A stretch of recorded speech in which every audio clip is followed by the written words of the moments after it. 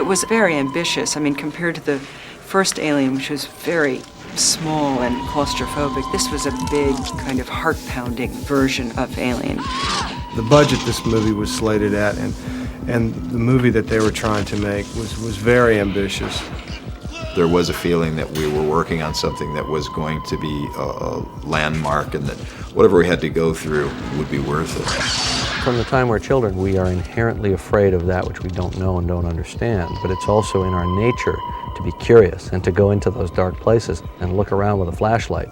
But God forbid that flashlight should ever fail.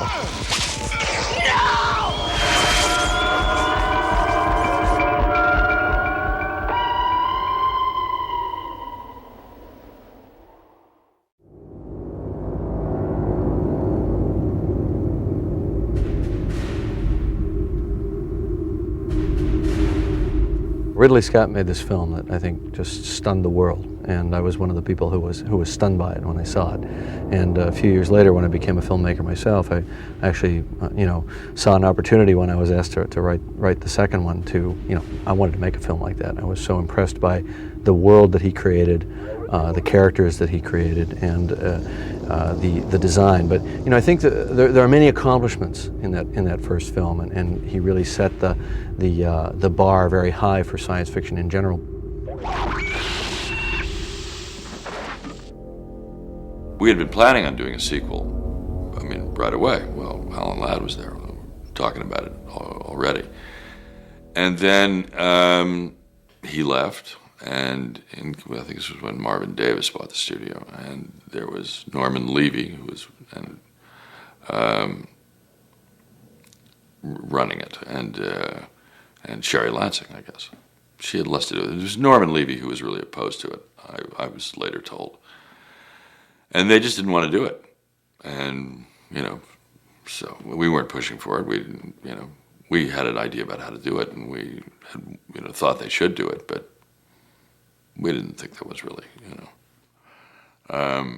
And finally, there was another change of management and another, new group that came in. And one of them stopped me in the parking lot when he said, I knew him. He said, "You guys have been talking about Alien. He said, so what do you want to do?" So I kind of told him the story that was a cross between Southern Comfort that Walter and I had made since and the Magnificent Seven that we were working on at the moment. And he said, "Great, that sounds fine." Good. So we then all had we all had a meeting, and we were on. When we were casting Terminator, and we found Arnold Schwarzenegger, we were going to start shooting in summer of 1983, and we were going to shoot in Toronto. However, Dino De Laurentiis had a preemptive option on Arnold to star in Conan 2: The Destroyer. He'd already made the big hit Conan the Barbarian, and he preempted Arnold to star in that film, which meant that we couldn't start shooting for about 9 months. Now, that wasn't enough time to do another movie, but it was enough time for Jim to take on a writing assignment. I had met Jim Cameron because Larry Wilson, who was our head of development, sent me this pile of scripts with a big recommendation for The Terminator. And so I read The Terminator, and I thought it was real good. And then at one point, I think when we really were now looking for a writer on Alien 2, I thought, well, why not him? He'd probably be he knows this movie, back the first one probably better than I do, backwards and forwards, So I asked him if he wanted to write that, and he did. And I tried to get Fox then to take an option on him as a director. They didn't. And he, read a draft of Alien, and then he went off to make The Terminator.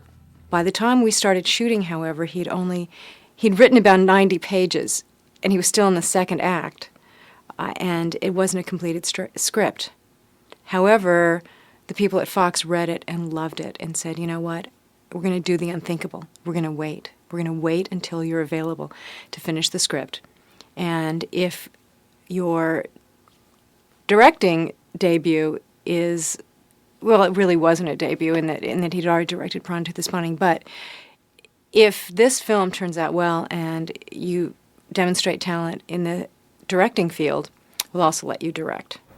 I'm not sure they were telling us the truth at the time, but we chose to believe it. We were naive, and I think that in Hollywood, when you're starting out, it helps to be naive and idealistic and believe that people are telling you the truth. And in this case, it turned out to be something that came to pass. If Terminator hadn't been such a success when it premiered, I doubt that Jim would have been brought on to direct.